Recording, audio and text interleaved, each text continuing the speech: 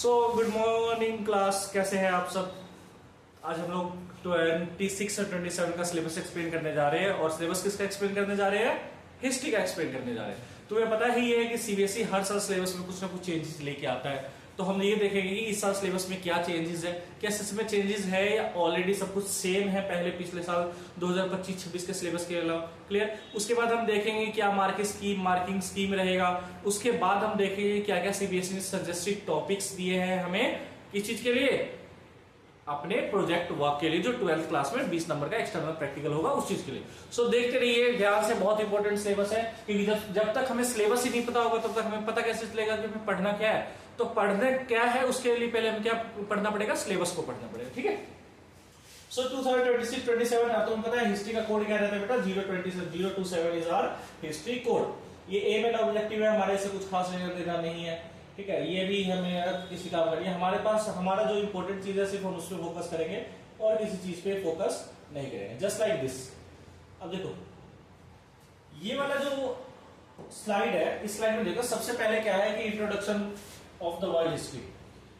ये सिर्फ पढ़ने के बारे में। तुम्हें पता है कि हमें इंडियन क्लास 12th में जो है वो इंडियन हिस्ट्री पढ़ते हैं हम लोग। उसमें 3 बुक है, theme 1, theme 2 and theme 3। Part 1, part 2, part 3 भी कह लो। पहला जो पार्ट है वो एंशिएंट इंडिया है, सेकंड पार्ट जो है वो मिडिवल इंडिया है, थर्ड पार्ट जो है वो हमारा मॉडर्न इंडिया है। क्लियर। ऐसे हिस्ट्री में 11th क्लास में सिर्फ एक ही बुक है। उस एक बुक के क्या क्या कंटेंट है, टोटल 7 ही चैप्टर है। ठीक है। उसके क्या क्या कंटेंट है वो हम देखने जा रहे हैं। तो वो अच्छा, ये जो हिस्ट्री का बुक है वो किसके ऊपर डिपेंडेंट है? वर्ल्ड हिस्ट्री है। क्या है बेटा? ये कंप्लीटली वर्ल्ड हिस्ट्री। ठीक है। तो जो सबसे पहला चैप्टर है writing and the city life, जो आपको इवेल्युएट होगा वो कितने मार्क्स का है बेटा? 10 मार्क्स का। Of course total 77 he chapters है, तो कोई 10 का आएगा, कोई 15 का आएगा, ऐसे करके डिवाइड हो जाएगा। ठीक है। जो सेकंड वाला है जो empire across the 3 continent, clear, ये कितने का है? 10 मार्क्स का। देखो जो टाइमलाइन दे रखा है इस टाइमलाइन को हमें नहीं पढ़ना। तीसरा चैप्टर जो नोमैडिक एम्पायर है वो कितने का बेटा? 10 मार्क्स।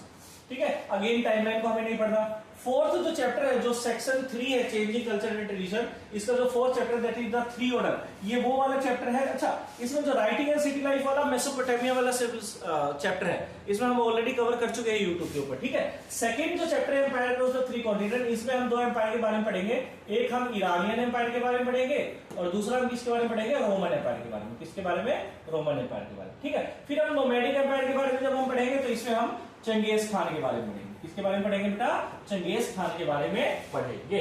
ये था सेकंड यूनिट, जिसको क्या है सेकंड यूनिट हमारा? एम्पायर्स। एम्पायर्स में बेसिकली 2 चैप्टर है, and empire across the 3 continent and nomadic empire. दोनों की वेटेज ऑलमोस्ट सेम है। कितनी? 10। तीसरा जो यूनिट है चेंजिंग ट्रेडिशन, इसमें सबसे पहला चैप्टर 3 ऑर्डर। देखो 9th क्लास में आप लोगों ने पढ़ा होगा कि जो फ्रेंच सोसाइटी था वो जो कंप्लीट यूरोप था तो 3 पार्ट में डिवाइड था। First state, second state and third state. Clear. First state में कौन थे? क्लर्जी। सेकंड स्टेट में कौन थे? नोबेलिटी। थर्ड स्टेट में कौन थे बेटा? पीजेंट्स, जो रेस्ट ऑफ थे। तो इसमें थर्ड स्टेट 3 ऑर्डर्स वो पढ़ेंगे। उसके बाद जो फोर्थ ऑर्डर है उसके बारे में भी हम लोग कुछ ना कुछ पढ़ेंगे इसके अंदर। ठीक है।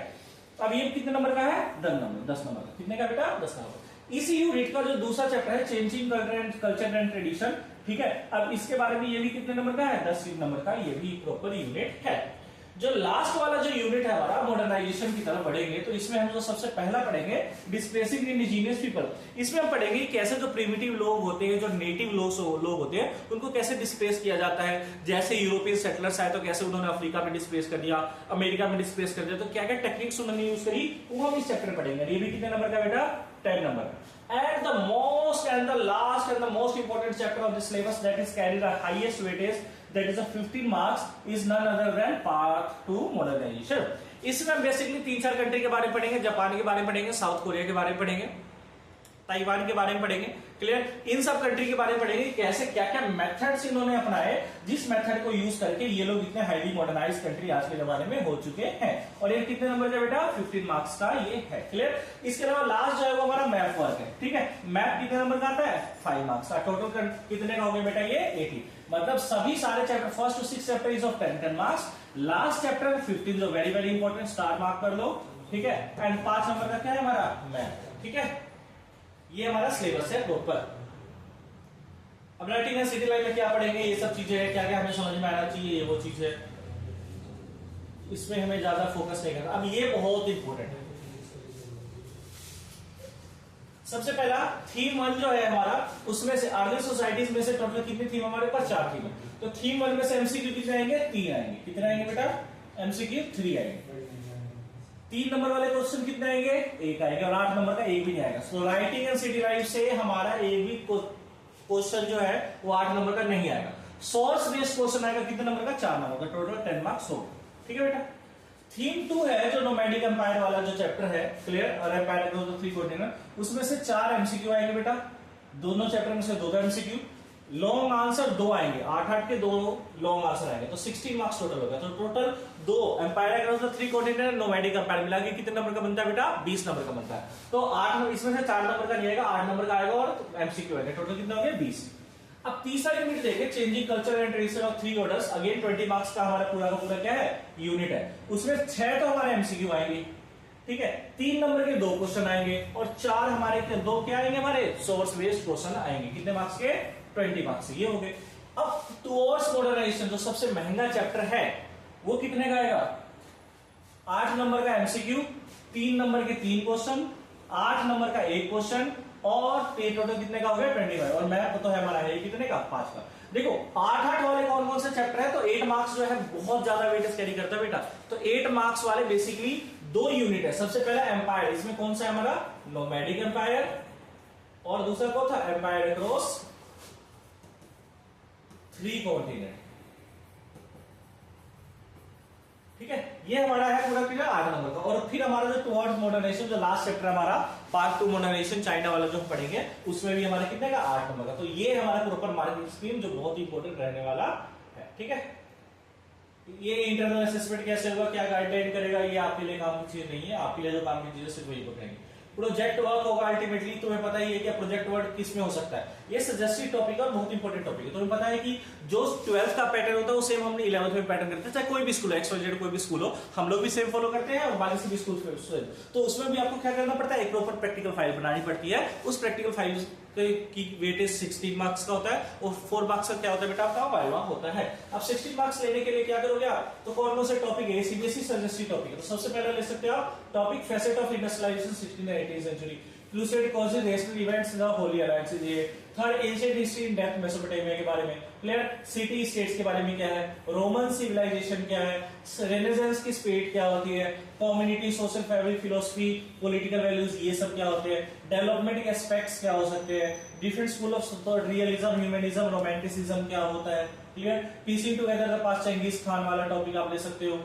ठीक है। स्लेवरी एंशिएंट इंडिया में कैसे था, ये सब ले सकते हो। एबोरिजिन्स कौन होते हैं अमेरिका ऑस्ट्रेलिया की, ये सब के बारे में बात कर सकते हो। मॉडर्नाइजेशन चाइना जापान और कोरिया के बारे में बात कर। तो ये कुछ सजेस्ट, अच्छा ये जरूरी नहीं है कि यही लो आप, ये सजेस्टिव टॉपिक होते हैं। इसके अलावा भी आप कई सारे टॉपिक्स को ले सकते हो जो आपकी चॉइस का। ठीक है। इसी में से क्या होगा बेटा? आपका इवैल्यूएशन 20 मार्क्स का हो जाएगा। अब हम 12th का स्ट्रक्चर देखें तो 12th में तो पता 3 बुक है। हर बुक के अंदर कितने कितने चैप्टर है? 4-4 चैप्टर है। हर बुक कितने मार्क्स है? 25 25 25 25। और मैप हमारे कितने का? 5 नंबर का है। अब हम मार्क्स का बाइफर्केशन देखें तो जो ये पहली बुक है जिसमें तुम्हें 25 मार्क्स का आने वाला है, इसमें 4 चैप्टर है। कौन कौन से चैप्टर बेटा? ब्रिक्स, बीट्स एंड बोन्स, सबसे पहला वेरी इंपॉर्टेंट है आपका civilisation. Second one is the king, farmers and town, जिसमें आप महाजनपद के बारे में पढ़ते हो, मॉडर्न एम्पायर के बारे में पढ़ते हो। तीसरा kingship, caste and class, ultimately very important. Thinkers, belief and belief, Buddhism, self सर्विज्म क्या होता है, इन सब के बारे में हम लोग यहाँ पे पढ़ते हैं। Total comprise how many marks? 25 marks. Now it's up to the CBSE that how they we are going to bifurcate this marks. Clear? Now theme second जो आप देखोगे तो थीम सेकंड जो है वो बेसिकली क्या है? Through the I of travel, इसमें भी 4 चैप्टर है।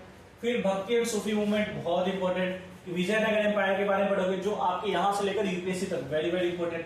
Piece and zamindar and states, ये अगेन 25 मार्क्स। क्लियर? नाउ जब आप पार्ट 3 देखोगे इसमें भी अगेन 4 चैप्टर है। पहला colonialism and the countryside, second chapter rebels and the Raj 1857 का रिवोल्ट पढ़ेंगे। फिर हम पढ़ेंगे Mahatma Gandhi under national movement, कैसे महात्मा गांधी ने नेशनल मूवमेंट को लॉन्च किया था। फिर हम पढ़ेंगे कैसे फ्रेम कॉन्स्टिट्यूशन को फ्रेम किया गया। कितने मार्क्स हो गए बेटा? 25। तो 25 25 25 in all 3 books that combines to 75 and 75 plus 5 total 80। और 20 मार्क्स का क्या होगा? हमारा प्रोजेक्ट वर्क होगा। अब प्रोजेक्ट वर्क के लिए क्या क्या सजेस्टिव टॉपिक है वो हम देख लेते हैं। ठीक है। हमें प्रोजेक्ट को बिल्कुल ही लाइटली लेना, बहुत अच्छा। मैप ओवर, इसमें देखो 12th क्लास में वेरी इंपॉर्टेंट मैप बता रखा है कि कहां कहां से मैप आएगा। तो सबसे पहला जो चैप्टर है बेटा हड़प्पा साइट्स, हड़प्पा साइट्स में जितने भी बनावली, कालीबंगन, बालाकोट, राखीगढ़ी, धोलावीरा, नागेश्वर, लोथल, मोहनजोदड़ो, ये सब इंपोर्टेंट जो हड़प्पा साइट्स है, ये सारे के सारे इंपोर्टेंट। सेकंड चैप्टर में महाजनपद में वज्जी, मगध, कुशाला, कुरु, Panchal, Gandhara, Avanti, Rajgir, Ujjain, Takshashila and Banaras. Third is Ashoka के इंस्क्रिप्शंस कहाँ क्या है डिस्ट्रीब्यूट होता है। पीरियड इंस्क्रिप्शंस कहाँ है, सांची, तोपारा, मेरठ में, ये सारे। Kingdom of Cholas, Cheras and Pandya कहाँ लोकेटेड है, इस सब के बारे में पढ़ोगे। फिर important kingdom and town, Kushan कहाँ है, साकास कहाँ है, Satavahana, Vakataka, Guptas. City and town, Mathura कहाँ है, कन्नौज, पुहार, ब्रग, कच्छका एंड श्रावस्ती, राजगीर, वैशाली, बनारस, विदिशा, ये सब। बुद्धिस्ट साइट कौन से इंपोर्टेंट है, नागार्जुन कोंडा, सांची, अमरावती, लुम्बिनी, बहरूद, बोधगया एंड ये सब इंपोर्टेंट साइट्स है जो हमारे चैप्टर 1 से पार्ट 1 से आएगा। पार्ट 2 में बहुत कम मैप के चांसेस है। बीदर आ सकता है, गोलकोंडा, बीजापुर, विजयनगर, चंद्रगिरी, कांचीपुरम, मैसूर, तंजावुर, कोलार एंड त्रिवेणी। ठीक है, बाबर, अकबर, औरंगजेब, दिल्ली, आगरा, पानीपत, मेरठ, ये सब वेरी इंपॉर्टेंट। थर्ड जो पार्ट है इसमें से मैप इंपॉर्टेंट है। पंजाब 1857 का जो रिवोल्ट कहाँ का, वो पंजाब में, सिंध में, बॉम्बे में, मद्रास, बैरार, बंगाल, बिहार, उड़ीसा, सूरत, कलकत्ता, पटना, इलाहाबाद। ठीक है, मेजर सेंटर्स ऑफ रिवोल्ट कहाँ है, दिल्ली में कौन था, मेरठ, झांसी, लखनऊ, कानपुर, आजमगढ़, कलकत्ता, ये सब इंपॉर्टेंट है। ठीक है, नेशनल मूवमेंट कहाँ का इंपॉर्टेंट हुआ, तो चंपारण सत्याग्रह के बारे में पूछ सकता है। खेड़ा सत्याग्रह कहाँ हुआ, अहमदाबाद, बनारस, अमृतसर में क्या हुआ था, Jallianwala Bagh tragedy. Chauri Chaura incident again Gorakhpur. Lahore कहाँ, पाकिस्तान में। बारडोली सत्याग्रह गुजरात में। दांडी कहाँ है, गुजरात में। बॉम्बे में क्विट इंडिया मूवमेंट, कराची कहाँ है, पाकिस्तान में। तो ये सब हमारे इंपॉर्टेंट मैप है। 12th क्लास के मैप का वर्क तो बिल्कुल भी नहीं छोड़ता है। आपके 5 नंबर है और यही 5 नंबर मिला के क्या आप कर देंगे, आपको 80 out of 80 means 100 out of 100 आपको दिला सकते हैं। ठीक है, अब पेपर का बाइफर्केशन देखिए। पार्ट 1 में से 7 एमसीक्यू, देखो सब कुछ इक्वली डिवाइडेड है। पार्ट 1 में से 7 एमसीक्यू, पार्ट 2 में से 7, पार्ट 3 में 7। ठीक है, सो 3 नंबर वाले कितने आएंगे, 2 इसमें से, 2 इसमें से, 2 इसमें से। 8 नंबर वाले 1 1 1, 4 नंबर वाले भी 1 1 1। तो वहां पे जैसे इक्वली डिवाइडेड नहीं था, इसमें क्या हो गया, इक्वल डिवाइड हो रखा है। और टोटल कितने का, 20 75 का ये हो गया। 5 का मार्क्स लेके 80 एंड 20 क्या हो जाएगा हमारा बेटा, क्या हो जाएगा, प्रैक्टिकल हो जाएगा। अब इसमें देखो weightage based on competency, competency से क्या क्या वेटेज आएगा और कितने मार्क्स का आएगा। सबसे पहला remembering the previously learn material by the recalling fact, term, basic concept and answer. तो फैक्ट से रिलेटेड, टर्म से रिलेटेड, बेसिक कंसेप्ट जो होंगे उस आंसर उसे कितने मार्क्स आएंगे, 21 नंबर का, क्योंकि ये 21 एमसीक्यू तक अकेला क्या हो गया, हमारा फैक्ट्स हो गया। नाउ अंडरस्टैंडिंग से demonstrating understanding of facts, ideas, organising, translating, interpreting. आप मान लो डायरेक्ट क्वेश्चन नहीं पूछेगा, आपको कुछ बोल देगा, उससे कुछ और आंसर निकालना होगा, तो इंटरप्रेट करना होगा कि एक्चुअली में कहना क्या चाहता है। डिस्क्रिप्शन बेस्ड क्वेश्चन जो होगा, ठीक है, उसके पीछे बिहाइंड द आइडियाज क्या है, तो जिसमें आपकी नॉलेज चेक हो, डेप्थ नॉलेज चेक हो, कितने नंबर का आएगा, 18 नंबर का आएगा। क्लियर। फिर आप देखोगे अप्लाई एनालिसिस में, अप्लाई जो आपने नॉलेज रिक्वायर्ड है, क्या आप उसको रियल लाइफ में यूज कर पा रहे हो, नहीं कर पा रहे। जैसे facts, techniques, rule, solving the problem. Just like कि वुमेन से रिगार्डिंग कोई क्वेश्चन आ गया, तो आपने प्रभावती गुट के बारे में पढ़ा है, आपने बहुत सारे वुमेन रूलर्स के बारे में पढ़ा है, कंडीशन ऑफ वुमेन, तो उसको क्या आप रियल लाइफ में कंटेक्स्ट में यूज कर पा रहे हो या नहीं कर पा रहे हो, उससे कितना आएगा, 24 का। ठीक है, क्लियर। अब फॉर्मुलेटिंग, इवैल्यूएटिंग, क्रिएटिंग स्किल्स के, examining, making inference, finding evidence, support generalisation, presentation, defending opinion, making judgements and information. इन सब में कितना आएगा, 4 नंबर के 3 जो पैराग्राफ होते हैं वो आएंगे। ठीक है, तो सबसे ज्यादा वेटेज किसका बेटा, इसका 21 नंबर वाले का वेटेज है जो एमसीक्यू है, and MCQ is very very important. Internal assessment कैसे होगा ये आपका काम नहीं है। प्रोजेक्ट वर्क का ऑब्जेक्टिव क्या होना चाहिए, अल्टीमेटली ये सब आपको पता ही है। अब इसमें कुछ सजेस्टिव टॉपिक है जो बहुत इंपॉर्टेंट है। इंडस वैली सिविलाइजेशन में आप बता सकते हो, अगेन बहुत इंपॉर्टेंट क्या बनेगा आपका, इसमें आप बहुत इंपॉर्टेंट वो बन सकता है आपका, अच्छा सा एक प्रोजेक्ट वर्क बनेगा। मैं तो सजेस्ट करूंगा इंडस वैली सिविलाइजेशन। फिर मौर्यन एम्पायर की लेगेसी के बारे में बता सकते हो आप। महाभारत एक बहुत ही इंपॉर्टेंट टॉपिक है, क्लियर। कल्चर ऑफ वैदिक पीरियड के बारे में बता सकते हो आप, इसको छोड़ भी सकते हो। बुद्ध चरिता है, बुद्ध की लाइफ के बारे में, जैनिज्म, बुद्धिज्म, इन सब के बारे में बता सकते हो। भक्ति मूवमेंट, सूफीज मूवमेंट क्या है, कहाँ है, ठीक है, सूफीज्म के बारे में बता सकते हो आप। गांधीयन आइडियाज क्या है उसके बारे में बता सकते हो। Culture of Vijayanagar empire again very important. Women की कंडीशन क्या थी मुगल के रूरल सोसाइटी में, इसके बारे में बना सकते हैं आप। ठीक है, उसके अलावा टोटल 18 टॉपिक्स है। 18 टॉपिक्स में से आप किसी एक टॉपिक बना सकते हो, या सारे बच्चे अलग अलग बना सकते हो, या 2-3 बच्चे का ग्रुप मिलकर किसी एक टॉपिक बना सकते हो। ठीक है, ये चीज होता है। उसके अलावा comparative analysis of land revenue system by Britishers in India, इसके बारे में रिवोल्ट ऑफ 1857 के ऊपर बना सकते हो। गुरु नानक देव की आइडियोलॉजी क्या थी उसके बारे में बता सकते हो। कबीर की आइडियोलॉजी क्या थी उसके बारे में बता सकते हो। इंडियन कॉन्स्टिट्यूशन के ऊपर बना सकते हो। स्तूपास एंड पिलर एडिक्ट में क्या कंपैरेटिव स्टडी होगा, मुगल और विजय एम्पायर के आर्किटेक्चर में क्या फर्क है।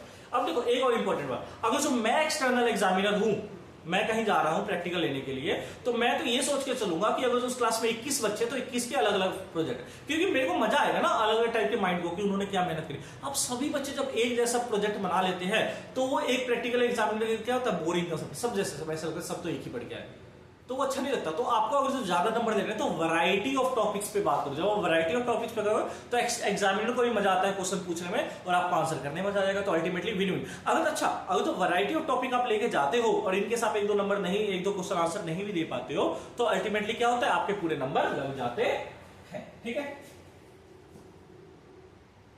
समझ गए। अब ये टॉपिक्स होना चाहिए मैप में, सबसे पहले टाइटल होना चाहिए, फिर क्यू ऑब्जेक्टिव लिखो, हाइपोथेसिस, कंटेंट होना चाहिए, एनालिसिस होना चाहिए, बिब्लियोग्राफी होना चाहिए। ठीक है, ये सब चीजें होनी चाहिए।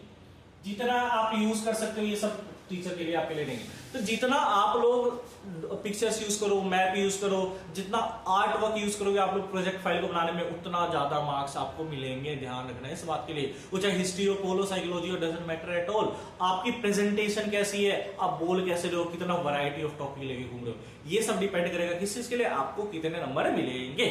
ठीक है, तो ये था प्रॉपर हिस्ट्री ऑफ सिलेबस किसका, हिस्ट्री का। एंड इसी के साथ जब हम सबसे पहले सिलेबस को डिस्कस कर लेंगे तो हम आगे हम चैप्टर्स को और इसी की तरह अलाइन करते हुए पढ़ेंगे। ठीक है, तब तक के लिए देखते रहो। कोई डाउट्स वगैरह हो तो let me know, we will solve that particular doubt. Thank you so much.